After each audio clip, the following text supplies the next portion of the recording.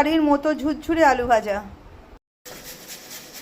আর বন্ধুরা, তোমরা কে কে আছো এই আলু ভাজাটা খেতে ভালোবাসো? ছোট থেকে বড় প্রত্যেকে অনুষ্ঠান বাড়ি, যে কোনো অনুষ্ঠান বাড়িতে কিন্তু আমরা এই আলু ভাজাটা খেতে ভালোবাসি। এই যে দেখো কিসে চলছি দেখছো আলু ভাজাটা, এই দেখো আলু নিয়ে নিয়েছি আর এইখানে আলু ভিজিয়ে রেখেছি। এই দেখো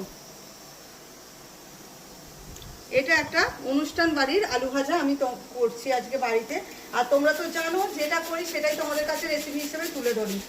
এই আলু ভাজাটা কিন্তু যে কোনো অনুষ্ঠান বাড়ি, যে কোনো এই আলু ভাজাটা ছোটরা তো ফেভারিট খাওয়া, আর আমরা বড়রাও কেউ কম নই, আমরা কিন্তু প্রত্যেকেই এই আলু ভাজাটা খেতে চাই, তাই নাকি? শুক্তোর সাথে বলো, ডালের সাথে বলো, এই আলু ভাজাটা হলে দারুণ লাগে। দেখো এই আলু ভাজাটা করতে গেলে কিন্তু আলুটা ভালো করে খোসা ছাড়িয়ে ধুয়ে নেবে, নিয়ে এরকম পেঁয়াজ ছোলা, এটাকে পেঁয়াজ ছোলা আলু ছোলা যাই বলো, যাদের বাড়িতে আছে একটা বড়, এই যে বড় ফুটোটা আছে, এই যে এই বড় দিকটা দিয়ে ভালো করে ঘষে নেবে।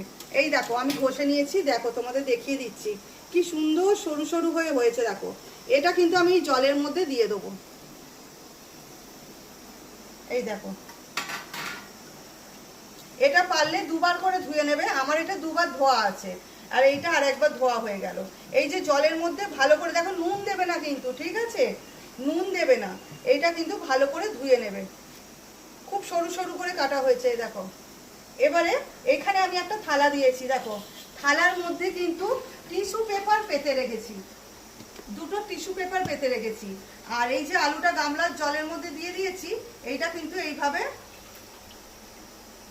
খুব শুকনো করে করে জলটা কিন্তু ঝরিয়ে নেব।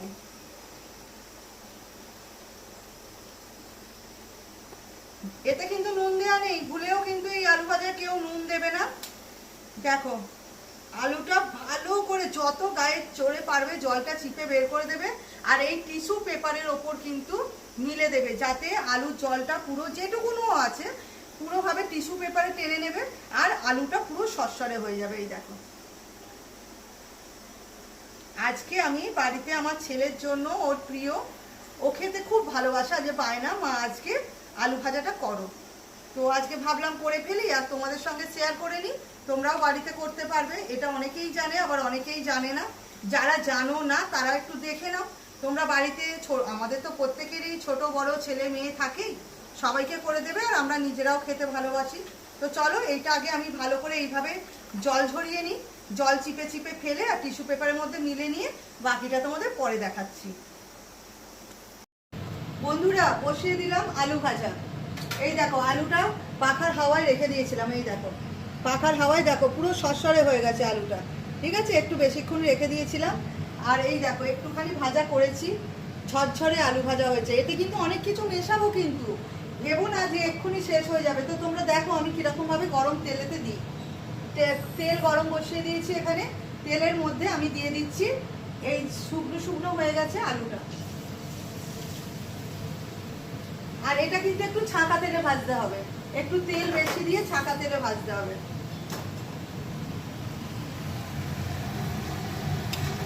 এই দেখো একটু ছাঁকা তেলে ভাজতে হবে, যত ছাঁকা তেলে ভাজবে এটা কিন্তু তবে মচমচে হবে। এইভাবে ভাজতে থাকতে হবে। দেখো ভাজাটা খুব সুন্দর হচ্ছে, কিন্তু এবার কিন্তু তোলা হবে। এই দেখো লাল লাল হয়ে গেছে, খুব সুন্দর পুরো ছাঁকা তেলে তোলা। নাও তোলো তোলো তোলো, এই দেখো দেখেছো?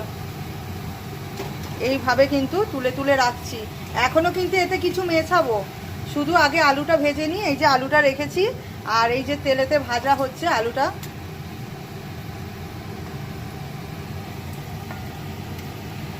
এই আলু ভাজাটা দিয়ে কিন্তু ভাত খেতে বাচ্চারা প্রচণ্ড ভালোবাসে। তোমরা বাড়িতে ছেলেদের বানিয়ে দেবে, বাচ্চাদের বানিয়ে দেবে, তো ওরা আর কিছু বলতেই লাগবে না, সেটা সবাই জানে। যদিও অনুষ্ঠান বাড়িতে এই আলু ভাজাটা খেতে সবাই খুব ভালোবাসে। তো দেখছো এবার তুলে রাখছি, এবার বাকি এই আলু ভাজাটা কমপ্লিট করে তোমাদের দেখাবো এই আলু ভাজাতে আমি আর কি কি মেশাবো। দেখো বন্ধুরা আলুটা পুরো ঝুরঝুরে করে ভেজে নিয়েছি, কমপ্লিট করে নিয়েছি আলু ভাজা। এবার যে তেলটা আছে তাতে ভাজবো বাদাম, বাদামটা আমি তেলের মধ্যে দিয়ে দিচ্ছি। দেখো একদম ছাঁকা তেলেই বাদামটা ভেজে নিচ্ছি। বাদামটা কিন্তু আধ ভাজা করবো, কারণ এতে আরো একটা জিনিস দেবো, দেখো সামনে এনে দেখিয়ে দাও। বাদামটা কিন্তু আমি আধ ভাজা করবো। বাদামটা ভাজা হচ্ছে, দেখো বাদামটা আমি আধ ভাজা করব। হালকা একটুখানি ভাজা হয়ে গেলেই কিন্তু এতে আমি আরেকটা জিনিস মিশিয়ে দেবো। এতে কিন্তু খেতে খুব ভালো হবে, আলু ভাজাটা খুব টেস্টি হবে। তোমরা অনেকেই করতে জানো। দেখো বাদামের মধ্যে এবার দিয়ে দেবো কারি পাতা। তোমরা কারি পাতাটা দেখেছো তো? এই দেখো, এই দেখো বাদামটা হালকা লাল হয়ে গেছে, তাই এবার দিয়ে দিচ্ছি কারি পাতা। এবারে বাবা ফাটছে তো, চটপট করবো না কি গো?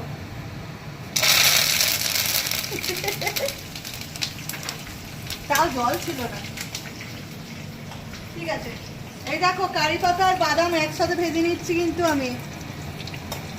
কারি পাতাটা কিন্তু ভাজার পরেই মরমরে হয়ে যাবে, তখন আমি এটা একটু গুঁড়িয়ে দিতে পারবো।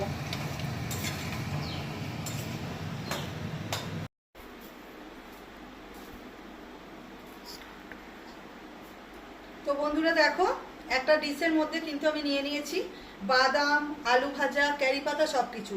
ক্যারি পাতাগুলো তো বড় বড় করে ভেজেছিলাম, তাই একটু ভেঙে গুঁড়িয়ে নিয়েছি। এই ডিশের মধ্যে আমি ঢেলে দিলাম। এই দেখো, তোমরা কিন্তু দেখে নাও, খুব গরম বাদামটা আমি সব একসাথে মিক্সড করে নিচ্ছি। এটা তোমরা চাইলে কড়ার মধ্যেও মিক্সড করতে পারো। এটা কিন্তু আমি এইখানে মিক্সড করে নিলাম।